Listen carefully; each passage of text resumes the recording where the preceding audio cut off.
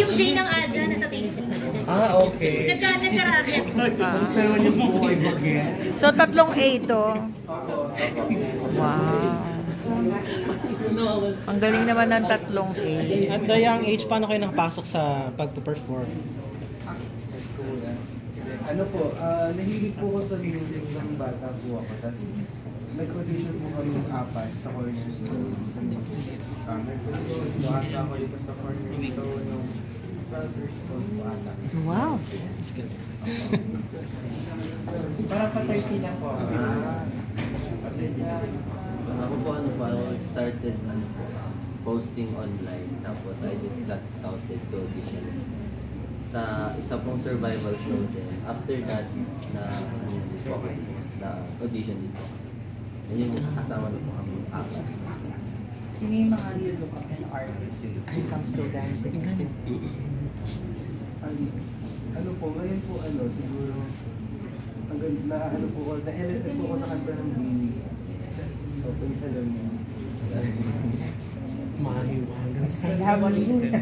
The others? Naman po sa akin, sa ibang bansa naman po, And hype. Before ko po ma-discover yung K-pop industry po, syempre nag-start din po sa K-pop din. Yung Enhypen din po talaga yun. And it's time to inspiration. Pero speaking locally naman kasi, Misa, SB9. So, anong difference ng K-pop group niyo with the other K-pop groups na meron tayo? Sa tingin ko po yung music po namin. Kasi po yung music po namin, gusto lang po namin magbigay ng young, bright, fresh. Parang bumabalik ka po ng mga grades. Mga bata.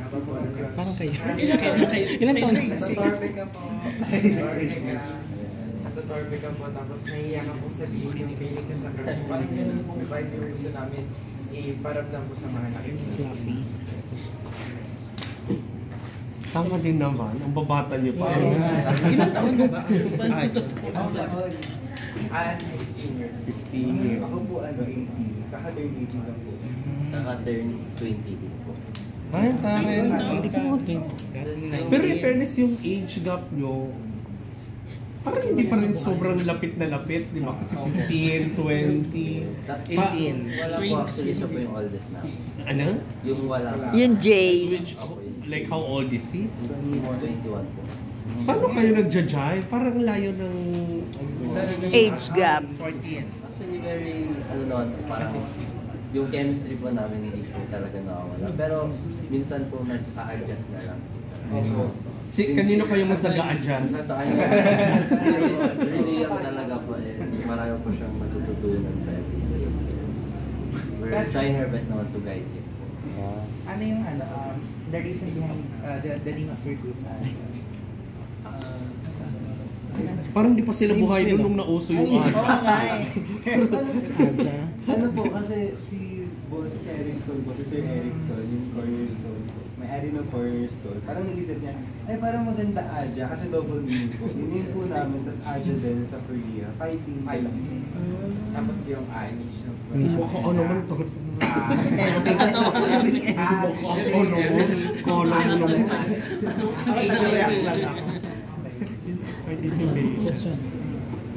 Paano kayong binuo sa grupo? Paano pinili yung yung grupo nyo na ito member kita? Paano kayo post? Nagkaroon po kami ng monthly evaluation po. And ayun po, parang since 1 year po kami nag-training, every month po kami nag-monthly evaluation. Natanggal po, talaga po sa natanggal din po. Tapos ayun po, naging po kaming apat para maging part of na aging.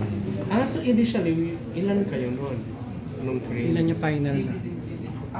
Parang sinabi lang po sa amin, apat po ang Magpipili. Pero hindi nyo nakilala yung ibang natatanggal? Hindi nyo alam kung ilan yung natanggal. Ilan kailangan? Yeah. Okay. Pero nang po kami audition, kami apat po talaga. Kasi kakilala na po kami sa platform po, social media, ganun po. So we got scouted together to audition together. Nag-audition ba kayo sa ibang mga, like sa mga talent center before dito sa grupo nyo?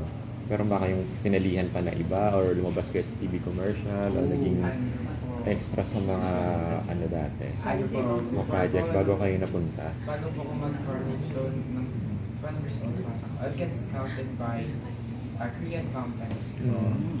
Tapos yun po, parang sobrang hirap po sa akin pili o K-pop or K-pop. Kaya po, hinilit ko na po like, sobrang hirap din po talaga kasi parang yung family ko po, friends, everyone po. Ayun po, yun po inisip ko din, parang feeling ko po, it's time po to raise the Philippines. May ganun lang ano.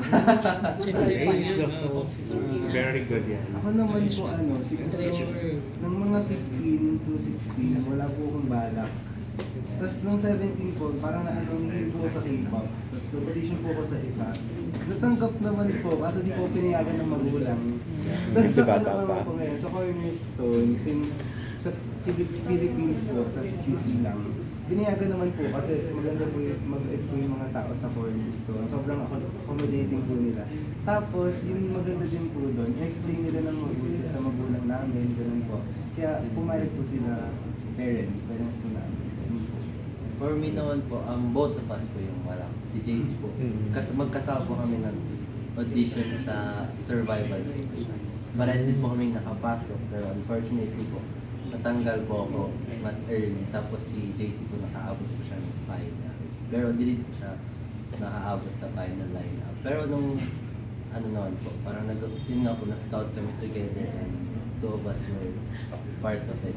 Hindi po nag-audition din po ako sa kanila. Paano pala studies mo yan? Paano yung schedule niya? Ako po, homeschool po ako. So, every morning po ako nag-aano. Or depends po sa training time po namin. Hindi po talaga dapat inaaway po yung studies. Inaaway. Hindi ko po babalance. Always balance po. Time management lang po talaga. Tapos yun po, binabalance ko lang po din. Kinakausap ko si mama. Si mama din po yun. Yes. May pasok po ko bukas. Kaya ano po, parang sa school po kasi namin, parang 7 to 12 yung pasok po. So after po nun, dumadiretso po po dito para mag-training. So since me and JC, kami po yung pinakamalayo. I'm all the way po from Baguio. Tapos si JC po sa Bulacan. Tapos nung training days po namin, parang napag-decidean po namin na mag-tapos. Since yun nga po, napakalayo po ng binabiyahe ni JC for school tapos sa So parang ako din po, Baguio po napakalayo. So parang we decided to stop. And if ever na lumuwag naman na yung time namin, so kami babalik sa school. Sige, good luck. Thank you. Good